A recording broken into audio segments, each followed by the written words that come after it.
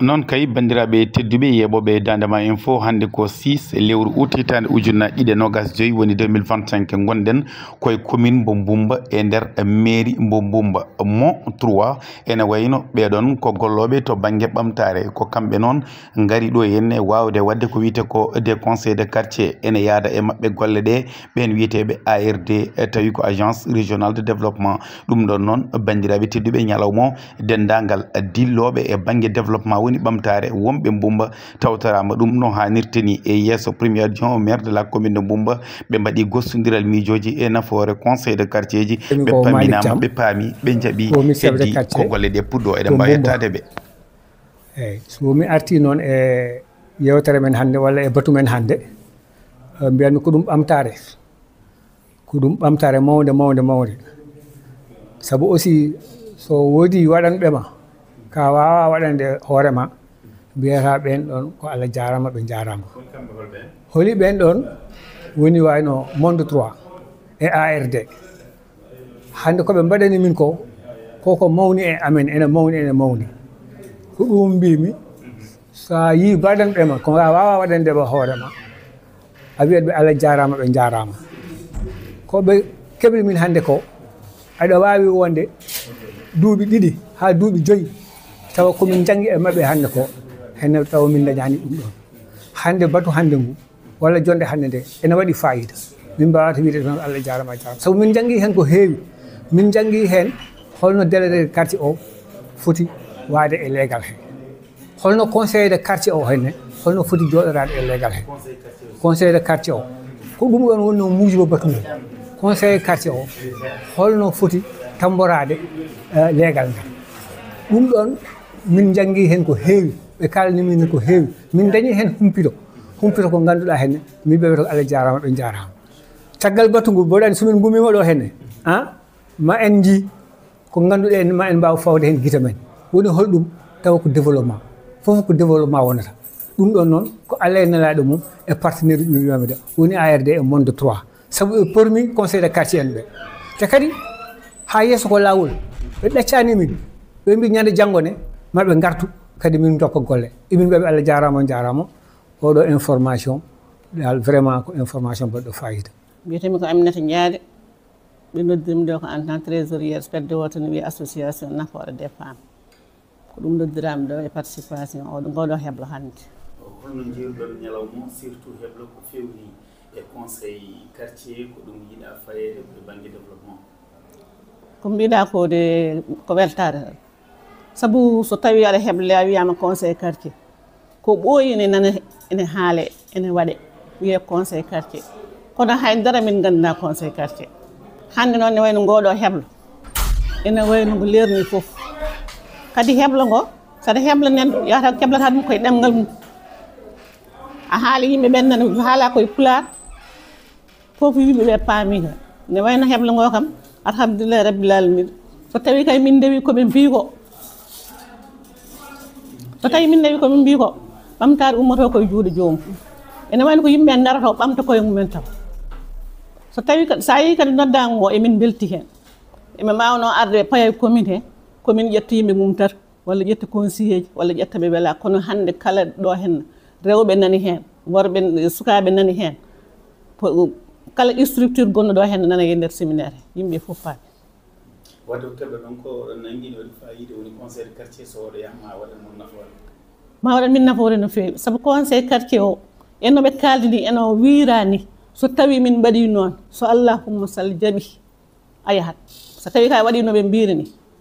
a suɓorima noɓe mbi yo suɓori ni saabu hunde adi foof ko information yimɓe yo tintu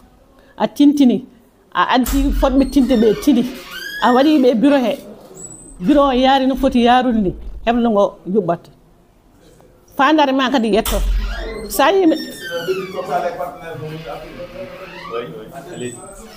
yemin mbaɗ ɗum kadi komin jetta Allah min jetta maire amen emin jetta les adjoints emin jetta conseil ndi min jetta foof sa yi ɗum kan yimɓeɓe noddama gaari jooɗima ko ha ɓeydo yuɓɓude en mbaɗi politique en gayni yeehi ɗum ɗo woni ko développement noon ko yimɓe fof ndentata jaɓan liggodirti so tawi arɓe ɗo hande ɓe mbimi woni rewɓe ɓe woni worɓe woni sukaɓe woni conseil e gaddugol monsieur le maire ɓe darima mbimami ko Bumba kay wiyete ko hande ko Bumba oɗo wonnoɗo Bumba oɗo wontiɗo etemi ko Samba Siré Thiam ɓurɗo andirede Beken en wayno ko min woni premier adjoint au maire mboɗo wondi ɗo e deuxiéme adjoint au maire o le maire résident aussi donc ko ɗum ɗon hande ko ñalawma mawɗo ɓurɗo wadde fayida e ñalawma kadi ɓurɗo yiitinade e nder ñalawmaji amen hande kadi ɗo e mairie Bumba min kawruɗe ñalawma o hande o ko ñalawma mi wima ɓurɗo wadde fayida e ñalawmaji ɓurɗo wadde fayida waɗi mi wiide noon ko ñalawmaji foof enen nanda kono ne ceerta ñalawmaji ceertirta ko ñalawma gaddaɗo hande o mo moltroit e ARD addani min hande o ko ñalawma mo ganduɗa ngare ndenten ngare ndende ɓamtoɗon jokkodiron jiidon yumma e baaba gonton neɗɗo goto mbiyatoɗon mbaɗa développé nokku moɗon hande ko dental ngam wawde ɓamtade ɗum adda ɗo hande e nder commune amen ɗum waɗi noon ko ñalawma ɓurɗo yiitinade nder ñalawmaji ɗum yowiti koye hande ƴewde wadde ko wiyete comité de quartier ji ko comité de quartier ji ko woni hande e nder quartier ji ɗi darnude hen catal ngal ganduɗa ngal ɗon catal ko ngal ɗon jogori wonde catal ballowal délégué de quartier o saabu eɗen gandi mbaɗɗen tan ko délégué de quartier ji sen mbi délégué de quartier noon enen yaaji saabu délégué de quartier wawa huftidinde gueɗe ɗe fof kono so tawi ngal ɗon catal heɓama noɓe gaddiri ni hande wiyama yo darde e nder quartier ji ɗi firti ko hande mbawkaji gonnoɗe e délégué de quartier o joguino omo fecce mbawkaji makko wooda ɗi o luɓiri wooda wonɓe répondant ji makko e nder quartier ji ɗi ɓen ɗon keɓ daro mbaɗa piye e nder koyemumen jaggodira e nder koyemumen taw noon kañumen fof faltaki debbo faltaki gorko faltaki mawɗo faltaki cukalel faltaki gando faltaki fofof ɓe ndenda ɓe ƴeewa wadde on ɗon goomu ngam wawde wallude délégué de quartier o no quartier o hisnira e nder développement hisnira e nder ɓamtare hisnira e nder gollal e nder jaggodirde e nder jiidude yumma e baaba hal mbawa dañde fandare yettade fandare nde ganduɗa hande ene wawa foftinde gueɗe ɗe foof saabu on comité so darima foftini délégué o quartier o délégué de quartier o so foftima foftini mairie o so foftima foftini hande sous préfet softini gouvernement saabu ko ɗon hande o gouvernement o jogui yakare ko yo yimɓeɓe mbaɗa développé au niveau de la base mbete Allah ne walla ɗumen ha mbawa hebde ɓamtade tampana koyemumen keɓana koyemumen koyemumen no hannirta ni taw ala mo jowiti ala caɗele ɗe min teski ɗo en hande so wona caɗele ɗe ganduɗa caɗele ɗe min gonduno eɓe gaddi ɗum safrande min ɗum caɗele ɗe min gondi emin gandi noon caɗele so wasata kala ko ƴetta wasata waɗa perguitte kono so tawi waɗi perguitte yimɓe ene mbaɗa suivi enen mbaɗa évalué ko mbaɗata suivi ko enen mbaɗa kadi rewidoji minen mbiyata enen mbiyata suivi woni rewidoji eɗen mbaɗa ɗum ɗon mboɗo sikki waɗata caɗele kuftidinde tampinoje ala waɗa tan ko ɓamtare jogori wonde tan ko ɓamtare saabu ko ɗon woni hande foftere pour wuuro ngo foof. Moi je m'appelle Mohamed Sow, deuxième adjoint au maire et maire résident. Je m'en vais d'abord féliciter nos partenaires, à commencer par l'ARD qui est notre partenaire technique depuis longtemps, et Montroy qui est dans sa deuxième phase, qui est dans sa deuxième phase avec la commune de Bumba. Toutes les réalisations dans la première phase ont été très concluantes et très satisfaisantes. Voilà aujourd'hui Montroy avec l'ARD sont là pour réellement remettre en place ce qu'on appelle les conseils de quartier. Et nous savons tous que ce sont ces conseils de quartier-là qui accompagnent les délégués de quartier dans leur mission. Et ce sont ces conseils de quartier-là qui assurent le développement à la base dans les différents quartiers. Donc aujourd'hui, si l'ARD et Montroy se déplacent ici à Bumba pour la mise en place de ces conseils de quartier-là, je pense que réellement, nous sommes partis du bon pied. La rencontre, réellement, elle était très satisfaisante. Du moment que la rencontre a été inclusive, il y avait des conseillers municipaux, il y avait des délégués de quartier, il y avait des notables, il y avait les représentants des jeunes, il y avait les imams, il y avait les groupements de promotion féminine. Nous n'avons laissé personne en rade. Donc ça veut dire que l'information est passée vraiment de manière très satisfaisante. Parce qu'aujourd'hui, de cette rencontre, aujourd'hui, si nous relançons des sensibilisations dans le quartier, réellement le courant passera parce que réellement, toutes les personnes qu'on devait impliquer sont là aujourd'hui. Sans doute le conseil de quartier, réellement je l'ai dit dans la rencontre, parce que ce sont ces conseils de quartier-là qui doivent porter notre développement à la base. Chaque quartier a ses spécificités, chaque quartier a ses préoccupations. Alors si ces préoccupations sont mises en relève dans les différents quartiers et portées au niveau de la commune, et qu'avec l'appui de l'ARD et du Monde 3, on parvient réellement à les solutionner, on se dira réellement que la commune de Moumba se développe. Merci, je m'appelle Abdourahmane Gueye, je suis le responsable de la division planification de l'ARD de Saint-Louis. Alors, on est venu aujourd'hui avec nos partenaires principaux des deux communes, notamment la commune de Moumba et la commune de Méry. Le partenaire s'appelle l'ONG Monde 3, qui est financé par l'agence catalane. Je pense que mon collègue va y revenir. Mais sur un aspect qui est essentiel au niveau des collectivités territoriales, il s'agit de la gestion des déchets. Pour le département de Podor, il y a une particularité qu'il faut signaler. C'est l'effort d'abord que le conseil départemental a à faire dans le cadre de la coopération avec le département des Yvelines. Le conseil départemental de Podor a appuyé les 22 communes du département à disposer d'un système de collecte et de gestion des déchets avec la construction de décharges. Alors c'est cela aujourd'hui qui a permis à Moumba, à Méry et aux autres communes d'avoir un point de départ, mais qui mérite d'être boosté. C'est dans ce sens que donc, notre partenaire l'ONG Monde 3 est venu pour accompagner ces deux communes où il intervient à vraiment améliorer les systèmes qui étaient là. La commune a fait beaucoup d'efforts, mais les systèmes n'ont pas bien fonctionné. Donc les systèmes de collecte presque sont arrêtés. Les décharges aujourd'hui doivent être remises à niveau. Ce qui fait que donc, notre partenaire vient appuyer la commune pour arriver à ça. Arriver à ça signifie que les déchets au niveau des décharges soient acheminés à bon point, mais également soient valorisés. Donc il est visé aujourd'hui d'accompagner la commune de Moumba jusqu'à transformer les déchets, par exemple, en les recyclant s'il s'agit de déchets plastiques, en les recyclant aussi s'il s'agit par exemple de déchets organiques en compost. Parce que derrière ce projet aussi, il y a des projets économiques, l'appui à des organisations de femmes pour développer des jardins maraîchers. Les jeunes également vont être formés sur l'horticulture, cela aussi est en cohérence avec ça. Maintenant, pour y parvenir, on est convaincu que les communautés, les populations à la base, il faut les organiser, il faut les appuyer. Et je pense que même l'État dans ses politiques aujourd'hui compte sur les communautés. Ce qui fait qu'il y a vraiment l'objectif de renforcer la contribution des populations à travers maintenant des plans d'action qu'ils vont élaborer avec les conseils de quartier. Par exemple, des quartiers qui diront on va faire des reboisements. Nous allons préparer nos écoles avant l'ouverture. Nous allons par exemple nettoyer nos quartiers tous les mois. Toutes ces actions, bref, vont être consignées pour chaque quartier à travers un plan d'action que le partenaire va appuyer avec des dotations de matériel, l'accompagnement dans l'animation des quartiers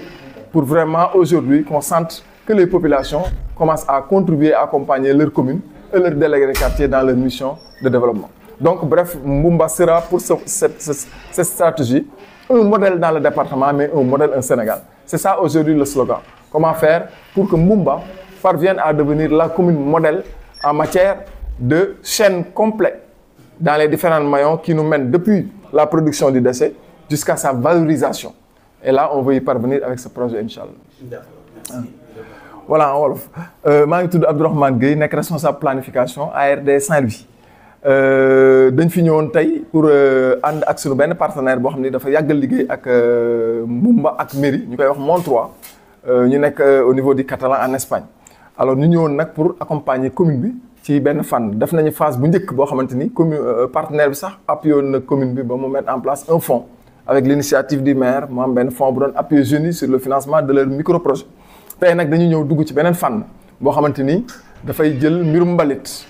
pour seet nan la koy valoriser mbirum mbalit moom nag commune Moumba du ci gan am na lu mu ci jot a def li mu ci jot a def aussi mi ngi ko def ak conseil départemental. Conseil départemental dafa amoon financement dans le cadre de la coopération décentralisée avec un département des Yvelines. Tey ñaar fukki commune ak ñaari département bi ku ci nekk conseil départemental def dafa dara mais loolu mu fa des aussi dafa am lu des li des mooy ñu fexe ba mbalit moomu ñu doon acheminer ñu yóbbu ko ba ci décharge yooyu nga xamante ni tey defar nañ ko mais dafa des buñ ko fa yóbboo yokkaat décharge yi dooleel leen léegi nag dañu bëgg nag maillon bi ci manqué woon projet bi ak mairie Moumba mottali ko mooy lan mooy bu mbalit mi ñëwee naka la ñuy def ba mbalit boobu ñu coppi ko soppi ko ba nga xam bu dee plastique ñu recycler ko mu doon ay yu ñuy jëfandikoo su nekkee ne nag dafa nekk mbalit moo xam dafa tooy ñu mën koo soppi def ko ay engrais biologique mu mën a dem ci tool yi tool yooyu muy dem tamit projet bi daf ci prévoir ay appui maanaam ay groupement de femmes yu ñuy pare pour appuyer leen ci jardin yooyu ak ay xale yoo xam ñi ngi leen di former tey ci centre de formation bu Mbumba bi pour que ñoom suñu génnee ñoom ay jardin horticole su ko defee compost boobu jóge ci mbalit mi ñu mën ko utiliser léegi nag loolu nag dafa nekk loo xamante ni Sénégal partout dañ koy wax mais bariwul fu ñu ko defee Mbumba nag tey dafa bëgg nekk modèle commune bi nga xam ne ci département de Podor daf koy réussir su ko defee ñu mën ci sukkandiku pour mën ko defi feneen mu doon cas d'école au niveau de Mbumba. Demba Ba, je suis le responsable d'exécution du projet gouvernance et développement humain et local équitable à Mbumba et Mairie. Donc nous sommes là aujourd'hui dans le cadre d'une activité de ce projet-là. Ça a trait au lancement du processus de mise en place et d'animation des conseils de quartier au niveau de la commune de Mbumba. Donc aujourd'hui nous avons noté la présence de la commune, des conseils municipaux, des délégués de quartier. Il y a toutes les catégories d'acteurs de la commune qui sont ici représentés pour prendre part à cet atelier d'une importance capitale, vraiment, qui vise à partager le processus de mise en place de ces conseils de quartier-là au niveau de la commune de Mbumba. Donc comme on l'a si bien dit, on est dans la deuxième phase du projet qui est financé par l'AECID et mise en œuvre par l'ONG Monde 3 et l'ARD de Saint-Louis. Oui, tout s'est bien passé et là vraiment on a répondu aux attentes, donc tout s'est bien passé et là les conseils de quartier, tout ce qui a trait au conseil de quartier, le processus a été partagé, la démarche également magnifiée par les participants, tout s'est bien passé et là le chronogramme du processus a été également partagé avec les participants. Et donc dans les semaines à venir, nous allons procéder aux prochaines étapes. Aujourd'hui, nous avons procédé au lancement, on a procédé à l'atelier d'information avec les acteurs parties prenantes. Donc dans les prochains jours également, les délégués de quartier ici présents vont démultiplier cette information-là, cette réunion pour permettre aux membres du quartier, aux citoyens vraiment, d'avoir une idée et de se préparer pour les assemblées générales de mise en place du processus de mise en place des conseils de quartier et les animations qui vont suivre. Voilà, c'est ça. Donc l'importance de ces conseils de quartier-là, ce sont des dispositifs de gouvernance communautaire qui vont faciliter la participation des citoyens et leur implication dans la mise en œuvre et le suivi des politiques de développement communal. Donc à ce titre-là, toutes les forces vives de la commune sont attendues pour vraiment réussir le pari et surtout sur la gestion des déchets qui est une problématique aujourd'hui majeure dans la commune de Mbumba. C'est vrai que le conseil départemental a eu à faire des efforts et là l'ONG Monde 3 est là avec l'accompagnement de l'ARD et des services techniques tels que le service d'hygiène, la SONAGED pour régler cette problématique-là au niveau de la commune de Mbumba et procéder même à la valorisation des déchets qui aujourd'hui constituent une problématique majeure. Mbitam ko Demba Ba min joɗniɗo projet Monde 3 oɗo mo gandanɗa hoorema rendini men ɗo hande noon en gari ɗo e Mbumba commune Mbumba hay goto woppaki hen bureau municipal o nan ɗo hande dari les conseillers municipaux erdiɓe commission ngaji les délégués de quartier également ɓen nan ɗo yeti erdiɓe quartier ji ɗi hay goto woppaki ɗo hande guila e remoɓe aynaɓe sukaɓe bajjan gohuji dilloɓe e pelle rewɓe ɓen foof hay goto woppaki hen hande gari ɗo hawtude e ndeɗo ñalande e oɗo journée mo gandanɗa hoorema wonno ko yewtede ɗo hono batten feere ha darnen wiyete ko conseil de quartier ji ɗo e nder commune mo Mbumba conseil de quartier ji nafoore men mbe sikki hay goto hande majjani ɗum e nder nokku o saabu kamɓe gonnata ɗon commune o kala commune fonno wadde e nder nokkuji ɗi kamɓe hande joɗantoɓe ɗon ha mbiyatma kala ko foti yuɓɓinede e nder commune o taw kamɓene eɓe gadda hen ballal mabɓe eɓe daro nden ɗo darde ha tiiɗ fawi ko hen yimɓe garti e présentation mo ganduɗa hoorema ARD waɗni men ɗum ha vraiment yimɓe kala garnoɗo hande e salo faami holko fada e men honden darde poti darade so ummima ɗo hande belma ko foti ko darnede e balɗe garoɗe ɗe goto hen foof daro nden ɗon darde ha tiiɗ ko conseil de quartier jeegom ɗi foof darne e nder commune o belma kala ko caɗele ɗi jogɗen hande ko fewti e mbalitiaji men ɗi belma ɗum ɗon kam wawa réglede enen liggodiri hen noon e partenaire uji kewɗi sen ƴetti hande service d'hygiène conseil départemental et également SONAGED nden mbaɗɗo golle baɗɗe fayida wadde ɗen ɗon golle tawɗen ɗiɗo kadi fondation Montour ara tan ko wallidde kañumen belma ɗeɗo caɗele ɗi ganduɗa hoorema ina tampini commune o te commune o waɗi hen kadi darde tengtuni ha yimɓe mbawa haɓade ɗen ɗon caɗele e nder commune mbo Mbombo. Donc ɗum ɗon wonno fandare men nde hannde hollude yimɓeɓe honden darde poɗɗen darde e holɗiɗo booli poɗɗen rewde ha ɗo e Dumunnu Dabɓo yimɓe mbawa darnude conseil de quartier ji yimɓe keblaɓe yimɓe kirjinaɓe ha ɗeɗo caɗele ɗe jogɗen hannde e nder kala caɗele jogɗen batti ɓamtare e nder commune Mbumbu taw conseil de quartier ji ina mbawa tambade gollal ngal no hannirta ni.